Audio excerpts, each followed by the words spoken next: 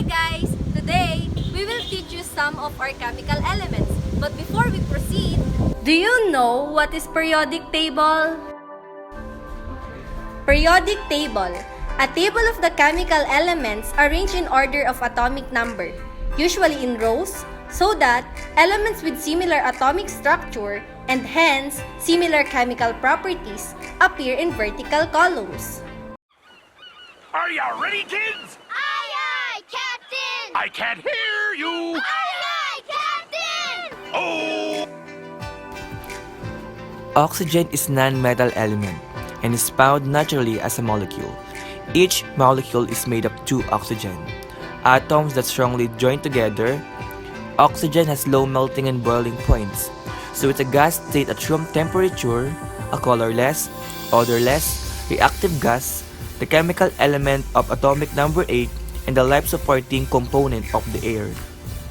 We inhale oxygen from the plants and exhale carbon dioxide for the plants. This is the process of breathing. It also applies in plants, but in opposite, they take in carbon dioxide and with the help of sunlight and water, they create glucose and oxygen. Oxygen is also needed in respiration of humans, which includes metabolic process and ATP. Not only in humans but also in animals, wherein it involves in the exchange of gas. Oxygen!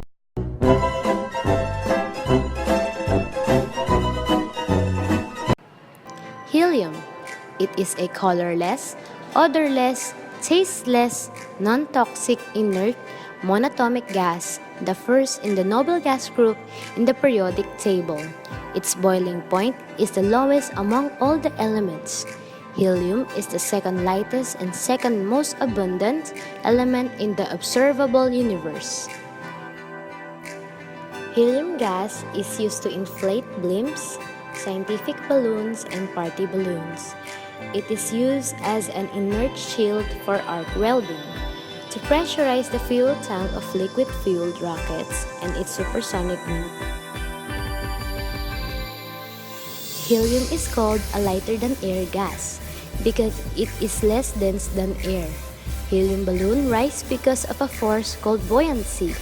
The helium balloon displaces an amount of air just like the empty bottle displaces an amount of water.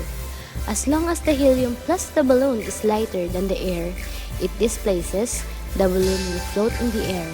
It turns out that helium is a lot lighter than air. Fun fact! Did you know that helium can make your voice higher? Fluorine. It is the lightest halogen and exists as a highly toxic pale yellow diatomic gas at standard conditions. As the most electronegative element, it is extremely reactive, as it reacts with almost all other elements, except for helium and neon. Fluorine readily forms compounds with most other elements.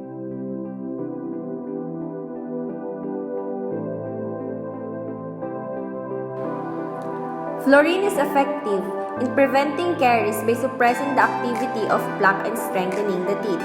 Fluoride toothpaste exerts effects that prevent caries, such as suppressing acid production, promoting remineralization, and strengthening the teeth substrate. Research has proven that fluoride works to prevent tooth decay by boosting the ability of saliva to return lost minerals to tooth enamel before cavities can develop. Saliva enhances protection of enamel by providing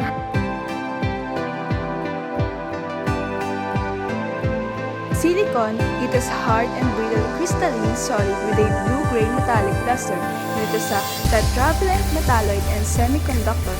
Silicon is the seventh most abundant element in the universe and the second most abundant element on the planet after oxygen.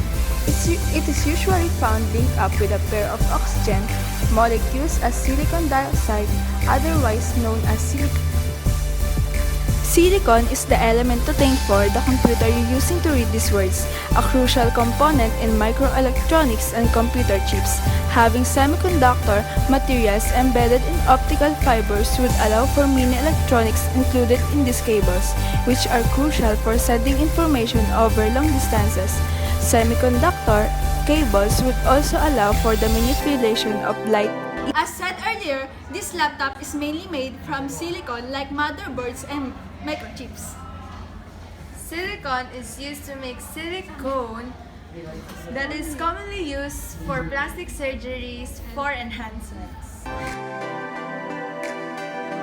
Elemental phosphorus exists in two major forms, white phosphorus and red phosphorus. But because it is highly reactive, phosphorus is never found as a free element on Earth. Phosphorus compounds are vital for life.